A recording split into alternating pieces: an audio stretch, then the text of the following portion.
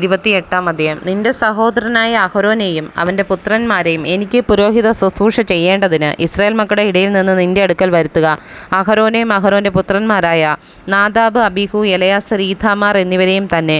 നിന്റെ സഹോദരനായ അഹരോനു വേണ്ടി മഹത്വത്തിനും അലങ്കാരത്തിനുമായി വിശുദ്ധ വസ്ത്രം ഉണ്ടാക്കണം. അഹരോൻ എനിക്ക് പുരോഹിത ശുശ്രൂഷ ചെയ്യുവാൻ തക്കവണ്ണം അവനെ ശുദ്ധീകരിക്കേണ്ടതിന് അവന് വസ്ത്രം ഉണ്ടാക്കണമെന്നു ഞാൻ ജ്ഞാനാത്മാവ് കൊണ്ട് നിറച്ചിരിക്കുന്ന സകല ജ്ഞാനികളോടും നീ പറയണം.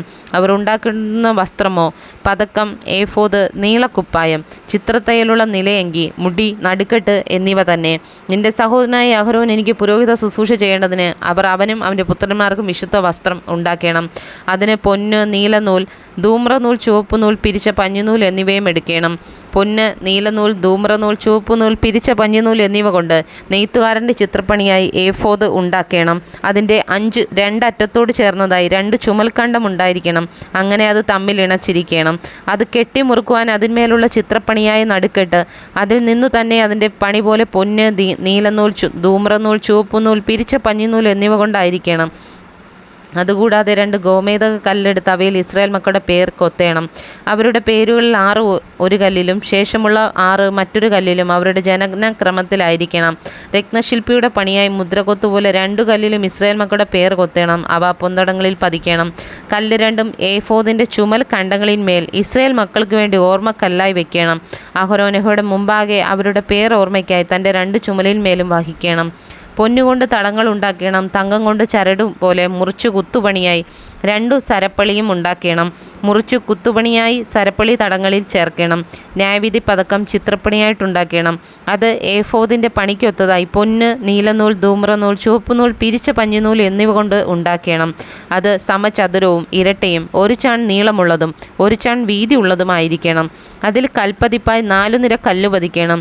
താമ്രമണി, പീതരത്നം, മരതകം എന്നിവ 1-ാമത്തെ നിര. 2-ാമത്തെ നിര മാണിക്യം, നീലക്കല്ല്, വജ്രം. 3-ാമത്തെ നിര പത്മരാഗം, വൈദൂര്യം, സുഗന്ധിക്കല്ല്. 4-ാമത്തെ നിര പുഷ്പരാഗം, ഗോമേദകം, സൂര്യകാന്തം. അവ അതതു തടത്തിൽ പൊന്നിൽ പതിച്ചിരിക്കണം. ഈ കല്ല് ഇസ്രായേൽ മക്കളുടെ പേരോടുകൂടെ അവരുടെ പേർ പോലെ 12 ആയിരിക്കണം. 12 ഗോത്രങ്ങളിൽ ഓരോന്നിൻ്റെ പേർ അവയിൽ മുദ്രക്കൊത്തായി കൊത്തിയിരിക്കണം. പതക്കത്തിന് ചരടുപോലെ മുറിച്ചുകുത്തു പണിയായി തങ്കം കൊണ്ട് സരപ്പളി ഉണ്ടാക്കണം. പതക്കത്തിന് പൊന്നുകൊണ്ട് 2 വട്ടക്കണ്ണി ഉണ്ടാക്കി പതക്കത്തിൻ്റെ 2 അറ്റത്തും വട്ടക്കണ്ണി വെക്കണം. പൊന്നുകൊണ്ട് മുറിച്ച് കുത്തുപണിയായി സരപ്പളി 2 പതക്കത്തിൻ്റെ അറ്റങ്ങളിലുള്ള വട്ടക്കണ്ണി 2ലും കൊളുത്തേണം. മുറിച്ചു കുത്തുപണിയായ 2 സരപ്പളിയുടെ മറ്റേ അറ്റം 2 തടത്തിൽ കൊളുത്തി ഏഫോദിൻ്റെ ചുമൽ കണ്ടങ്ങളിൽ അതിൻ്റെ മുൻഭാഗത്ത് വയ്ക്കണം. പൊന്നുകൊണ്ട് 2 വട്ടക്കണ്ണി ഉണ്ടാക്കി പതക്കത്തിൻ്റെ മറ്റേ 2 അറ്റത്തും ഏഫോദിൻ്റെ കീഴറ്റത്തിന് നേരെ അതിൻ്റെ വിളിമ്പിലകത്തായി വയ്ക്കണം. പൊന്നുകൊണ്ട് വേറെ 2 വട്ടക്കണ്ണി ഉണ്ടാക്കി ഏഫോദിൻ്റെ മുൻഭാഗത്ത് അതിൻ്റെ 2 ചുമൽ കണ്ടത്തിന്മേൽ താഴെ അതിൻ്റെ ഇണപ്പിനരികെ ഏഫോദിൻ്റെ നടുക്കെട്ടിന് മേലായി വെക്കണം. പതക്കം ഏഫോദിൻ്റെ നടുക്കെട്ടിന് മേലായി ഇരിക്കേണ്ടതിനും ഏഫോദിൽ ആടാതിരിക്കേണ്ടതിനും അതിൻ്റെ വട്ടക്കണ്ണികളാൽ ഏഫോദിൻ്റെ വട്ടക്കണ്ണികളോട് നീല നാട കൊണ്ട് കെട്ടണം. അങ്ങനെ അഹരോൻ വിശുദ്ധ മന്ദിരത്തിൽ കടക്കുമ്പോൾ ന്യായവിധി പതക്കത്തിൽ ഇസ്രായേൽ മക്കളുടെ പേർ എപ്പോഴും യഹോവയുടെ മുമ്പാകെ ഓർമ്മയ്ക്കായിട്ട് തൻ്റെ ഹൃദയത്തിന്മേൽ വഹിക്കണം. ന്യായവിധി പതക്കത്തിനകത്ത് ഊറിയുമും തുമ്മിയുമും വെളിപ്പാടും സത്യവും വെക്കണം. അഹരോൻ യഹോവയുടെ സന്നിധാനത്തിങ്കൽ കടക്കുമ്പോൾ അവൻ്റെ ഹൃദയത്തിന്മേലിരിക്കണം. അഹരോൻ ഇസ്രായേൽ മക്കൾക്കുള്ള ന്യായവിധി എപ്പോഴും യഹോവയുടെ മുമ്പാകെ തൻ്റെ ഹൃദയത്തിന്മേൽ വഹിക്കണം. ഏഫോദിൻ്റെ അങ്കി മുഴുവനും നീല നൂൽ കൊണ്ട് ഉണ്ടാക്കണം. അതിൻ്റെ നടുവിൽ തല കടപ്പാൻ ഒരു ദ്വാരം വേണം. ദ്വാരത്തിന് നെയ്ത്തുപണിയായി ഒരു നാട ചുറ്റിലും വേണം. അത് കീറിപ്പോകാതിരിപ്പാൻ കവചത്തിൻ്റെ ദ്വാരം പോലെ അതിനുണ്ടായിരിക്കണം. നീലനൂൽ, ധൂമ്രനൂൽ, ചുവപ്പുനൂൽ എന്നിവ കൊണ്ട് ചുറ്റും അതിൻ്റെ വിളുമ്പിൽ മാതാളപ്പഴങ്ങളും അവയുടെ ഇടയിൽ ചുറ്റും പൊന്നുകൊണ്ട് മണികളും ഉണ്ടാക്കണം. അങ്കിയുടെ വിളുമ്പിൽ ചുറ്റും 1 പൊന്മണി 1 മാതാളപ്പഴം, 1 പൊന്മണി 1 മാതാളപ്പഴം ഇങ്ങനെ വേണം. ശുശ്രൂഷ ചെയ്യുകയിൽ അഹരോൻ അത് ധരിക്കണം.